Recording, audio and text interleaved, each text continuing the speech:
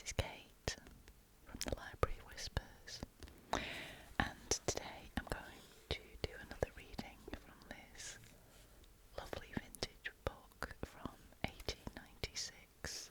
It's the Sunlight Almanac. So I've done a couple of readings from this book before, and unfortunately its front cover is now detached, so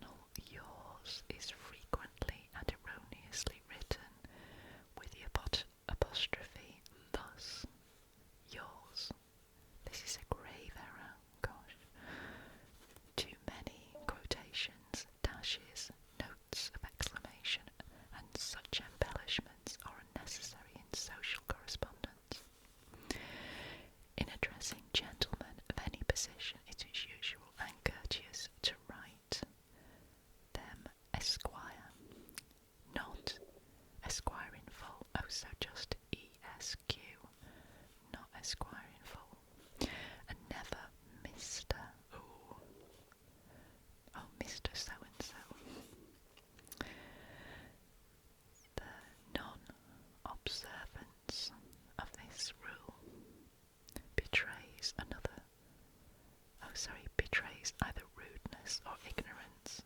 It is better to err on the side of over-politeness than to run a risk of offending, as we have known people offend by addressing a correspondent as Mr. Gosh, well, I never knew that was a thing.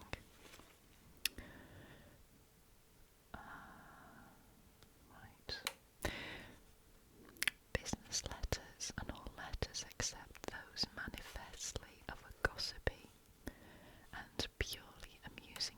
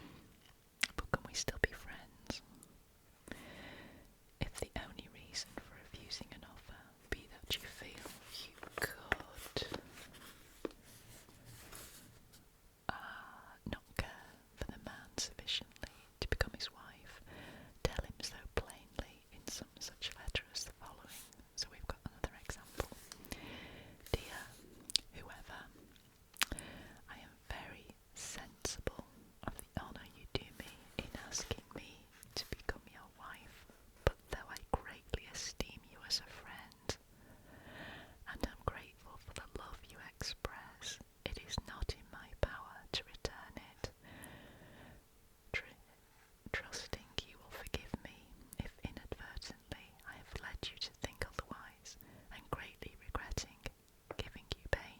Believe me, very sincerely yours. So, in other words, can we just be friends? Letters of introduction, which are always given open to the person desirous of being acquainted with the friend to whom you write, should be brief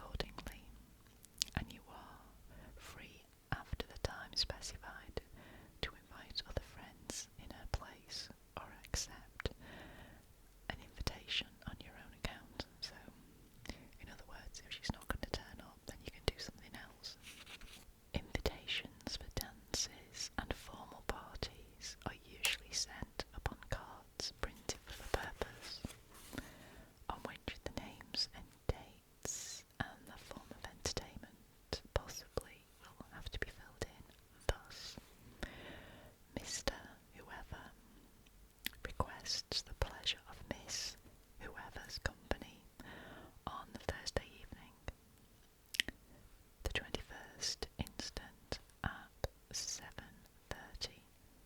Howard House, Chislehurst, May the 2nd. Music, RSVP. Or for dinner, we may receive Mr.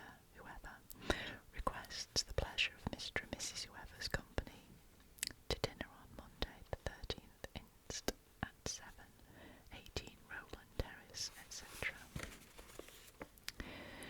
The RSVP, and if you please, that's what it means, as I'm sure you all know, should not be put upon an invitation to dinner, as your friends could scarcely need to be asked to reply to such as one. But it may be said to be more polite to reply to all invitations except the general one issued on visiting cards for a certain day each month, as for example, Mrs. Whoever at home, first Mondays in the month, 4 to 7. The address to be printed upon the card. The easiest way to issue invitations is to have cards printed like the following: The Elms, Holstead, Mrs. Whoever, at home. Yeah, I'm not quite sure what an at home is, apart from it's maybe a gathering of friends and acquaintances in your home, literally. Then, to be filled in with the name of the person to whom they are sent.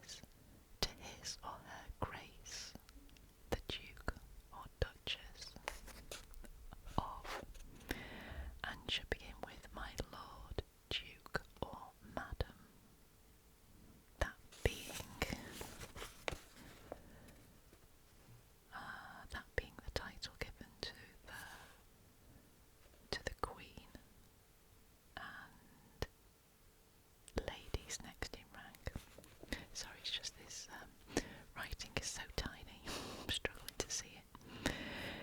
In addressing a letter to a marquis, put to the most honourable, the Marquis of wherever, to an earl or countess, to the right honourable lord or lady, wherever. Also address a baron in the same way. The younger sons of earls and all the sons of viscounts and barons are addressed the honourable, as are also the daughters of viscounts and barons. The daughters of earls are addressed lady. A baronet's address should be in this style: Sir Richard Courtney, Bart, but to a knight, but simply Sir. In addressing a letter to a consul, put something Esquire. If he has no title, consul to Her Britannic Majesty at wherever. Judges are addressed as Right Honourable. When clergymen have titles, these should be inserted after the word, or rather abbreviation, Rev, in addressing a letter. The following are the forms for addressing our church dignitaries: to the Right Reverend, the Bishop of wherever, the Reverend John Smith, D.D., the Very Reverend the Dean of wherever, the Very Reverend John Smith, D.D., Dean of wherever. I hope you're taking all this in, by the way. The Venerable Archdeacon. Rectors and curates are addressed as the Reverend John Smith, the Reverend William Jones. Holders of the higher appointments in the Army and Navy are addressed as follows: to Lieutenant General the Duke of wherever, KCB, Commander-in-Chief of Her Majesty's Forces, etc., to Field Marshal, the Viscount, whoever, KG, Master General of the Ordnance, etc., to the Right Honourable Lord, whoever, Commander of Her Majesty's Forces, etc., to Colonel the Honourable A, whoever, to Sir such and such KCB, Admiral and Commander of the Channel Fleet, etc. And it goes on and on and on. Gosh. In the Navy, address Lieutenant Brown, RN, on board HMS Resistance, Mr. Smith, midshipman of HMS Devastation,